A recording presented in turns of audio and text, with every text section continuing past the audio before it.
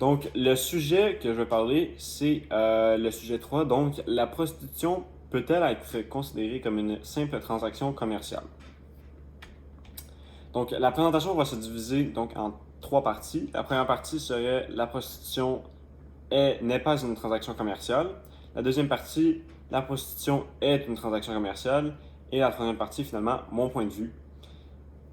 Donc, le premier argument qui a été présenté dans les textes serait la prostitution n'est pas une transaction commerciale. Premièrement, considérer la prostitution comme un domaine commercial réduit la femme à l'objet. Ensuite, la prostitution est comparable à l'esclavage. Il s'agit aussi d'une transaction qui va à l'encontre des droits humains fondamentaux et c'est un crime contre la personne. Donc, premièrement, la femme est réduite à l'objet.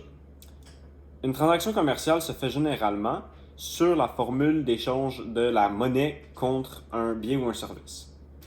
Euh, Si l'on prend la femme, par exemple, comme un service, techniquement, l'homme devrait tirer profit du sentiment de l'acte sexuel. Cependant, des études démontrent que l'homme ne tire pas profit du sentiment de l'acte sexuel, mais plus du sentiment de la possession de la femme.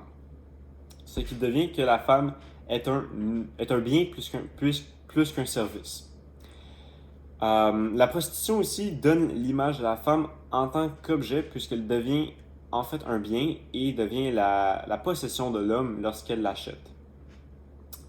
Ça devient aussi donc une inégalité entre les sexes puisque ça donnerait à l'homme la possibilité de diminuer la femme par la monnaie. Deuxièmement, euh, l'esclavage est comparable à la prostitution.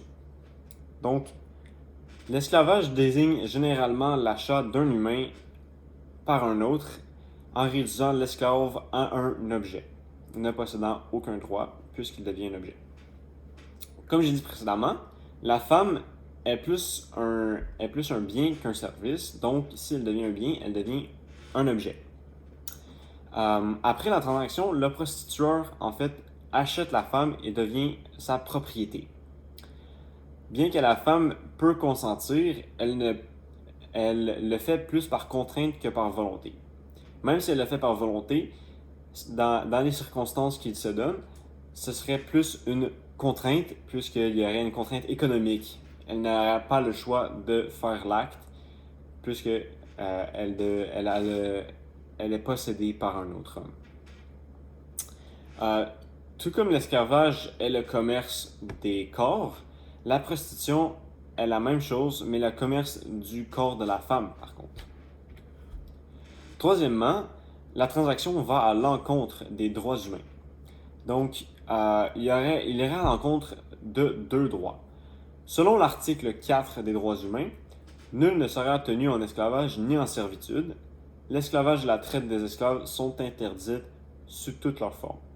La prostitution en elle constitue une forme d'esclavage puisque la femme est en servitude envers son client. Lorsque le client l'achète, la femme devient serviteur du client.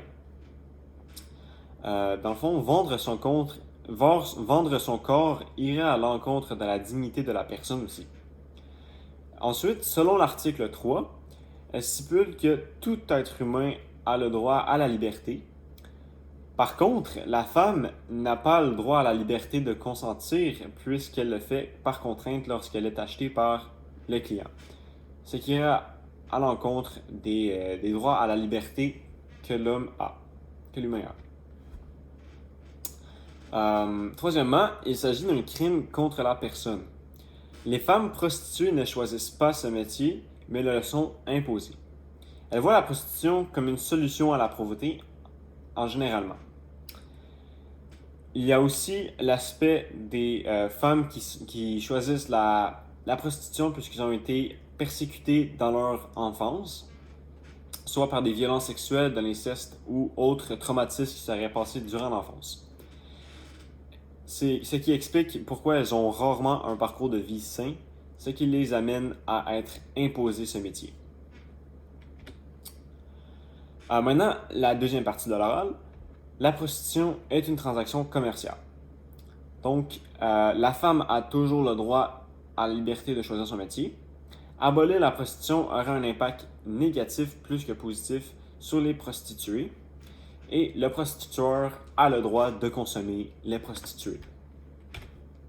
Donc, premièrement, la femme a toujours la liberté de choisir son métier.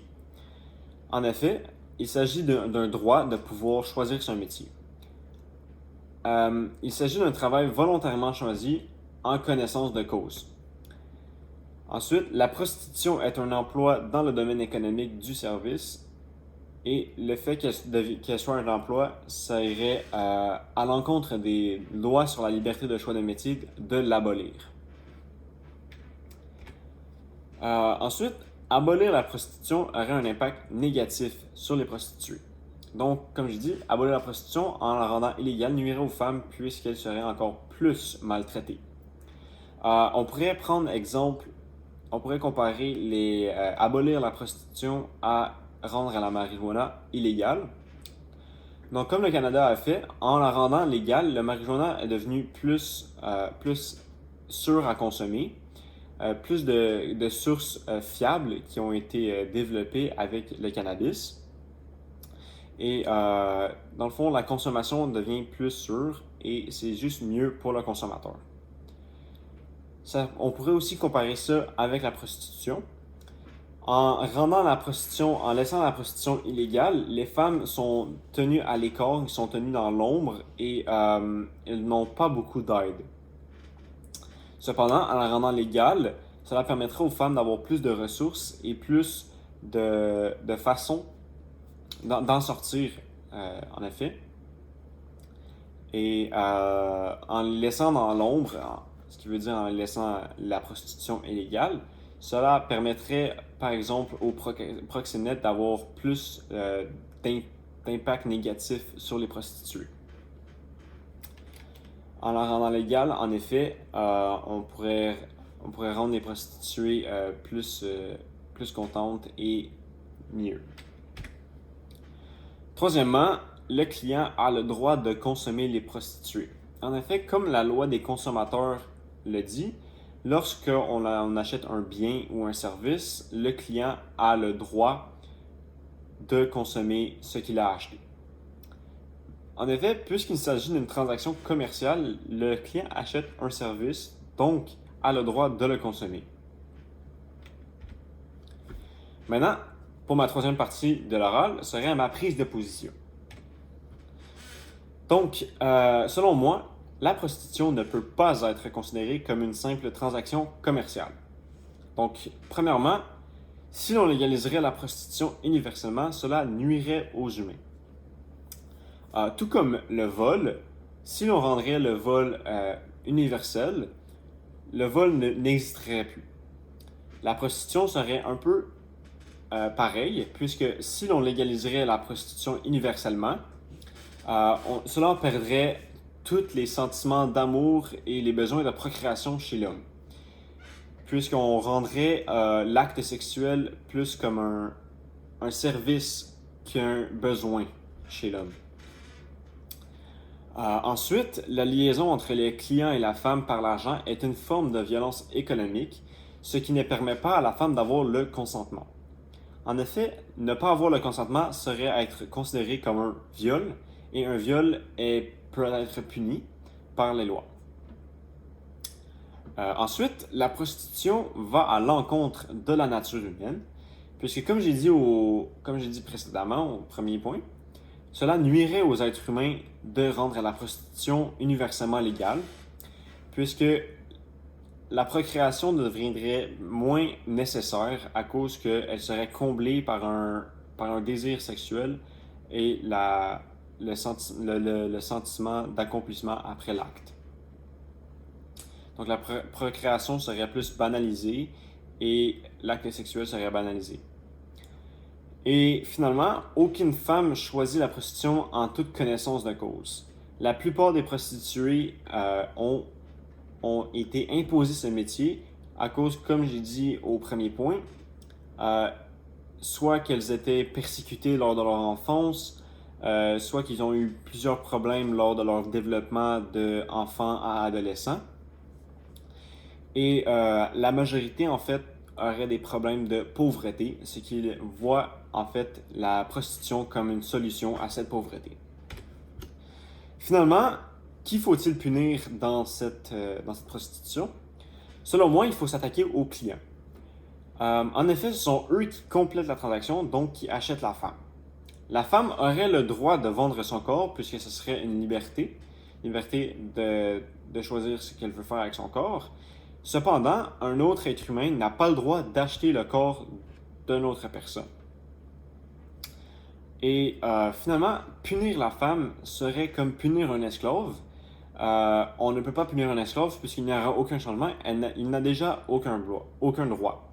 Il faut donc punir les proxénètes, ceux en fond qui encadrent la femme d'un point de vue très négatif dans la prostitution.